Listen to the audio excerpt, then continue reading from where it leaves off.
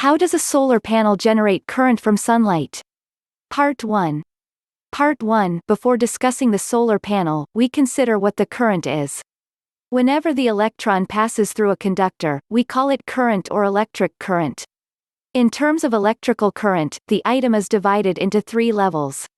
1. Good quality insulated, e.g. copper, silver, iron. 2. Medium insulated, e.g. silicone. 3. Insulated grade insulated, for example, wood, clay, stones. To understand the function of solar panels, we would need a medium-sized insulator whose main component is silica or silica-made objects such as diodes, mains, board chips, rims, and so on. Let's now look at the help of a small device, David, to understand the workings of a solar panel. Diodes have two parts. One part holds a positive charge while the other holds a negative charge. Let me explain that the basic material of both parts of the diodes is silicone, so that the part of the molten silicon in which the boron is mixed becomes a positive part. And the part in which phosphorus is mixed becomes negative.